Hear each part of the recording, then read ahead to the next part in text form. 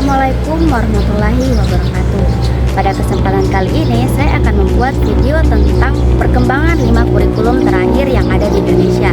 Yang pertama kurikulum 1994, yang kedua kurikulum 2004 atau KBK, yang ketiga kurikulum 2006 atau KTSP, yang keempat kurikulum 2013, dan yang kelima kurikulum Merdeka. Nah, sebelum itu saya punya pantun untuk teman-teman semua.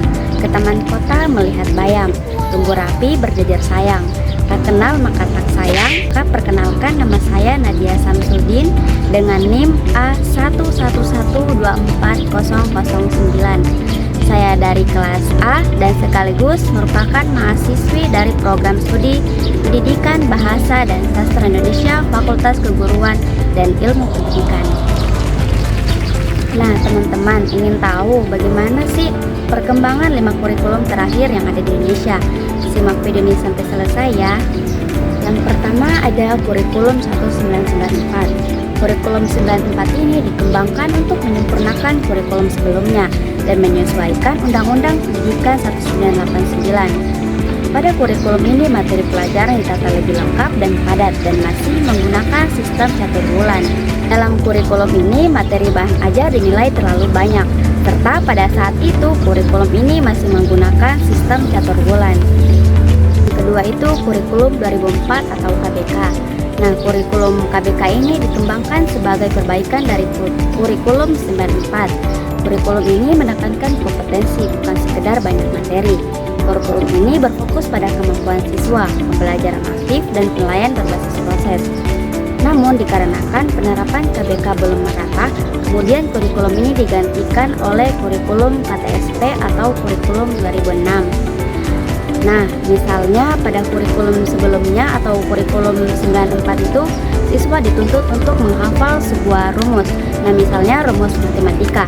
Nah, pada kurikulum ini atau kurikulum 2004, siswa dituntut agar mampu menggunakan rumus tersebut atau sebagai keterampilan oleh siswa tersebut.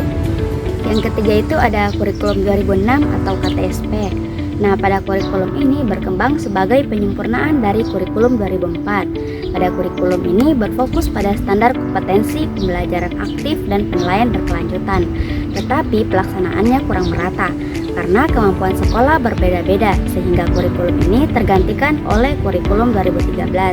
Sama seperti KBK. Nah, KTSP ini sangat mendorong proses belajar aktif yang memberikan peluang kepada siswa untuk mengembangkan ilmu pengetahuan, minat, bakat, dan kemandirian mereka. Selanjutnya kurikulum 2013. Kurikulum 2013 dikembangkan untuk memperbaiki KTSP atau kurikulum sebelumnya dengan menekankan kompetensi sikap, pengetahuan, dan keterampilan secara terpadu. Dalam perkembangannya, kurikulum 2013 sudah beberapa kali direvisi agar lebih sederhana dan mudah diterapkan. Pada 2021, K13 mulai diganti oleh kurikulum Merdeka.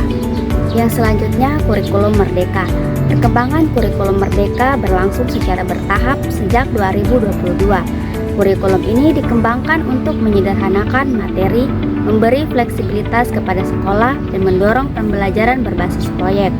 Awalnya kurikulum ini diterapkan di sekolah penggerak, lalu diperluas ke sekolah lain. Jadi itu tadi penjelasan singkat dari saya mengenai perkembangan 5 kurikulum terakhir yang ada di Indonesia. Jika ada salah kata atau kekeliruan terhadap penyampaian kurikulum tersebut, saya mohon maaf. Saya pamit undur diri. Wabillahi taufiq walhidayah. Wassalamualaikum warahmatullahi wabarakatuh.